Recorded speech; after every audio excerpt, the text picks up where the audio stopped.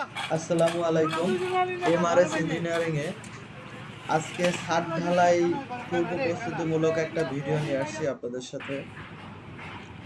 ছাদ ঢালাই করতে হলে আসলে পূর্ব প্রস্তুতিমূলক কি কি কাজ করতে হয় এই বিষয়গুলি নিয়ে আজকে আলোচনা করব। ছাদ ঢালাই শুরুর আগে যে বিষয়গুলি নিশ্চিত করতে হবে সেটা হচ্ছে ঢালাইটা যদি ম্যানুয়াল পদ্ধতিতে ঢালাই করা হয় তাহলে মিক্সচার মেশিন রেডি রাখতে হবে, ভাইব্রেটর রেডি রাখতে হবে। সম্ভব হলে ভাইব্রেটর ডাবল সেট রাখতে হবে, কারণ এগুলি যন্ত্র, যে কোনো সময় এগুলি কেটে দিতে পারে। যেমন ভাইব্রেটরের নজেলটা ঢালাই অবস্থায় অনেক সময় কেটে যায়, এজন্য এক্সট্রা নজেল রাখতে হবে যাতে আমরা ঢালাইটা সুন্দরভাবে করতে পারি। তারপর ঢালাইয়ের হিসাব অনুযায়ী পাথর, বালি, সিমেন্ট, পানি এটা ঠিক মতো দেওয়া। তার মানে হচ্ছে ঢালাই রেশিওটা ঠিক রাখা। আমাদের দেশে সাধারণত প্রচলিত নিয়মে 1-2-4 এই রেশিওতে ঢালাই করা হয়। 1 হচ্ছে সিমেন্ট, 2 হচ্ছে বালু, 3 হচ্ছে খোয়া অথবা পাথর। সেক্ষেত্রে 2 বালুর ক্ষেত্রে আমরা সাধারণত সিলেট স্যান্ড এবং লোকাল স্যান্ড ব্যবহার করি। সিলেট স্যান্ড আর লোকাল স্যান্ডের রেশিওটা 50-50 রাখলে হয়।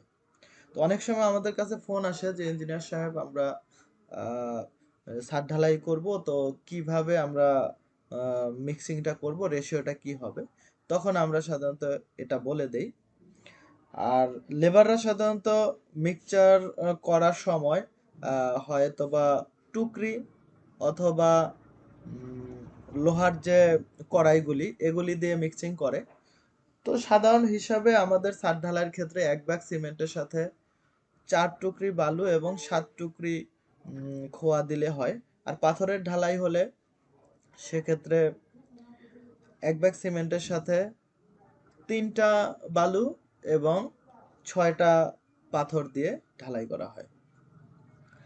এরপরে আমরা আরো যে বিষয়গুলি নজরে রাখতে হবে সেটা হচ্ছে ইলেকট্রিক যে পাইপগুলি এটা ছাদের মধ্যে ঠিকমতো দেওয়া হয়েছে কিনা, স্যানিটারি লাইনের জন্য আপনার পাঞ্চ রাখা হয়েছে কিনা। এছাড়া আরো গুরুত্বপূর্ণ বিষয় হচ্ছে শাটারগুলি প্রপার ভাবে হয়েছে কিনা, মজবুত হয়েছে কিনা, এটা আমাদের দেখতে হবে। এটা আমাদের প্র্যাকটিক্যালি ইঞ্জিনিয়ার অথবা এ বিষয়ে যারা অভিজ্ঞ তাদের নিয়ে দেখাতে হবে, যাতে ঢালাই চলাকালীন অবস্থায় যাতে ফেল না করে আর কি ছাদ।